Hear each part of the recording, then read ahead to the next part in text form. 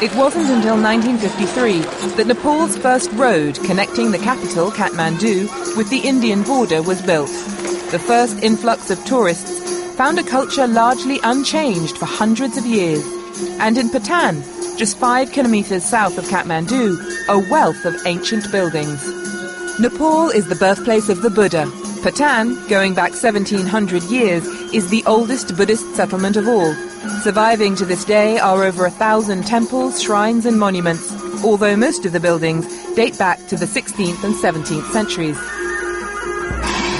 The Kathmandu Valley is a region prone to earthquakes, and the tremors down the centuries have taken their toll. The most recent, in 1934, destroyed 20% of the buildings in Kathmandu Valley, killing over 8,000 people. The other enemy is modern development. Nepal's architectural inheritance going back to the 3rd century was under threat. Enter the Kathmandu Valley Preservation Trust, founded in 1991 by American Eric Theophile and Austrian Eduard Sekler, and joined that same year by Nepalese architect Rohit Ranjitkar. These are our heritage heroes. On a visit to Kathmandu, Eric Theophile and Eduard Sekler had been appalled at the dilapidation of Patan Durbar Square. Their vision was for a dynamic trust, channeling overseas money to Nepalis who shared their concern. Nepali architect Rohit Ranjitkar grew up next to Patan Durbar Square. In the 1970s, Rohit used to watch his father, an engineer, working on the buildings. He decided to follow in his father's footsteps. In less than a decade, the trust, with $2.5 million raised by its founders, says it has restored some 50 buildings, mostly in and around the Patan temple complex. Often away from the site mobilizing funds, the founders say the director of the trust, Rohit Ranjitkar, is the embodiment of what it's all about. A Nepali in charge of saving the heritage for the benefit of Nepalis. For Ranjitkar, it's not the devastation caused by the earthquakes that he finds hard to take, but the abandonment of the old houses by the local Nepalese. Many prefer to live in new concrete homes rather than restore their old houses. Everybody wants to have new. And this is also in our social context. It's kind of a pride or it's kind of a status in the neighborhood. But Ranjitkar says the trust has a solution. So there are so many places you can find nice houses which was not used properly. These you can say like they are very good candidate for new purpose, sort of like it could be guest house, or even if they can rent, it can be a good income for them. I spent more time convincing them than doing my own work. This house was converted to a guest house in 2006. Owner Devendra Shrestha now makes a healthy income. From last September, we are very busy since up to this time. The house has 8 rooms, all with the original period features. But the refurbishment allows for the inclusion of modern amenities. Empty houses are prone to termites and beetles.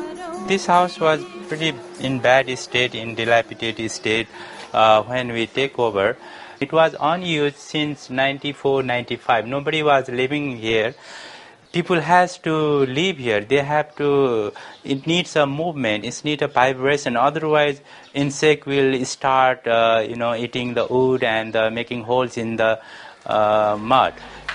This house ended up as the Trust's headquarters. I love to work here, actually. Sometimes it almost feels like I should not work. I just look watching from the window.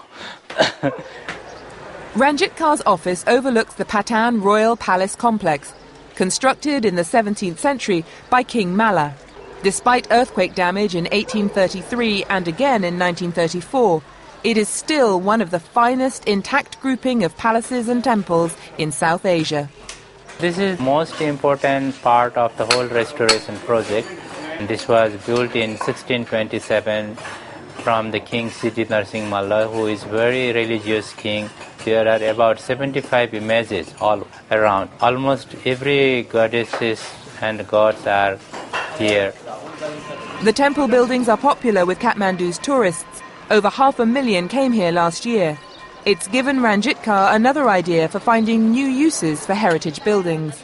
The Trust has recently helped finish the restoration of this cafe. He says a new generation of Nepalese are rediscovering their heritage and seeing new business opportunities. Besides tourists, local peoples are getting more attracted in this kind of stuff as well. Which is, people within the country, yes, I think. They love to come to these places, explore things about this.